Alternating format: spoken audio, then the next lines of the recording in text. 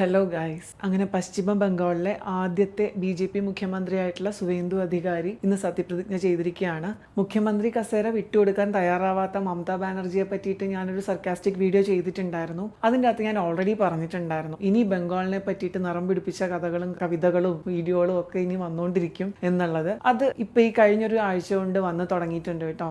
നമുക്ക് ഇൻക്ലിനേഷൻ ഉള്ള രാഷ്ട്രീയ പ്രസ്ഥാനങ്ങൾ ഉണ്ടാവും, നമുക്ക് ഇഷ്ടമില്ലാത്ത രാഷ്ട്രീയ പ്രസ്ഥാനങ്ങൾ ഉണ്ടാവും. അതൊക്കെ എല്ലാവർക്കും ഉള്ളതാണ്. എല്ലാ മനുഷ്യർക്കും അതിനുള്ള സ്വാതന്ത്ര്യം നമ്മുടെ നാട്ടിലുണ്ട്. നമുക്ക് ഇഷ്ടമില്ലാത്ത ആൾക്കാരെ പറ്റിയിട്ട് എന്തെങ്കിലും പറയുമ്പോൾ അത് ക്രെഡിബിൾ ആയിരിക്കണം. ബംഗാളിൽ വർഷങ്ങളായിട്ട് തുടർന്ന് പോകുന്ന ഒരു രാഷ്ട്രീയ സാഹചര്യം ഉണ്ട്. അക്രമങ്ങളുടെയും അനീതിയുടെയും നമുക്ക് കേട്ടാൽ ബുദ്ധിമുട്ട് തോന്നുന്ന കാര്യങ്ങളൊക്കെ അവിടെ നടക്കുന്നുണ്ട്. അതുപോലെ തന്നെ തൊട്ടടുത്ത് കിടക്കുന്ന ബംഗ്ലാദേശ് എന്ന രാജ്യത്ത് നടക്കുന്ന അക്രമങ്ങൾ, അവിടെ ന്യൂനപക്ഷങ്ങളായിട്ടുള്ള ഹിന്ദുക്കൾക്കും ക്രിസ്ത്യാനികൾക്കും എതിരെ നടക്കുന്ന ആക്രമണങ്ങളും കൂട്ടക്കൊലകളും ഒക്കെ, ഇതൊക്കെ കുറച്ച് നാളുകളായിട്ട് നടക്കുന്നതാണ്. ഈ പറയുന്ന സിലക്റ്റീവ് മാധ്യമ പ്രവർത്തനം ഉണ്ടല്ലോ, അത് പലതും നമ്മുടെ മുന്നിലേക്ക് വാർത്തകൾ എത്തിക്കുന്നില്ല. അപ്പൊ ഇപ്പം അവിടെ ഒരു ഭരണമാറ്റം സംഭവിച്ചിരിക്കുകയാണ്. ബംഗാൾ എന്ന് പറയുന്നത് നമ്മുടെ രാജ്യത്തെ സംബന്ധിച്ച് വളരെ തന്ത്രപ്രധാനമായ ഒരു സ്ഥലമാണ്. ബംഗ്ലാദേശ് അതിർത്തി പങ്കിടുന്ന അല്ലെങ്കിൽ നോർത്ത് ഈസ്റ്റിലേക്കുള്ള ഒരു ഗേറ്റ് വേയും കൂടെയാണ് ആ സ്ഥലം. അവിടുത്തെ അധികാരം അല്ലെങ്കിൽ അവിടുത്തെ സുരക്ഷിതത്വം അല്ലെങ്കിൽ സുരക്ഷ എന്ന് പറയുന്നത് നമ്മുടെ രാജ്യത്തിന്റെ സുരക്ഷയ്ക്ക് തന്നെ ഇമ്പോർട്ടന്റ് ആയിട്ടുള്ള കാര്യമാണ്. വർഷങ്ങളായിട്ട് ആ നാട് നേരിടുന്ന പുറത്തുനിന്നുള്ള ഇൻട്രൂഷൻസ്, അതായത് ബംഗ്ലാദേശിൽ നിന്നും മ്യാൻമാറിൽ നിന്നും ഒക്കെയുള്ള ആൾക്കാർ അവിടേക്ക് നുഴഞ്ഞു കയറുന്നുണ്ട്.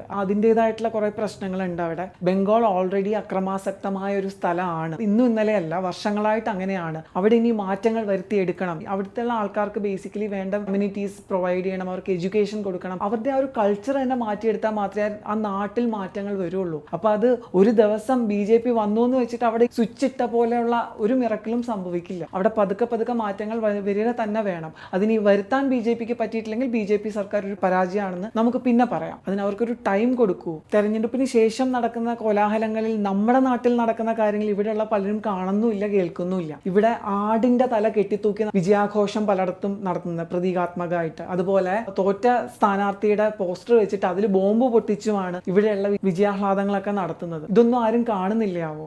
ആദ്യം നമ്മുടെ കാലം മന്ത് പരിഹരിച്ചിട്ട് പോരെ അയൽവാസിയുടെ വ്രണം പരിഹരിക്കാൻ? അതും എങ്ങോ ദൂരെ കിടക്കുന്ന ഒരു അയൽവാസിയുടെ.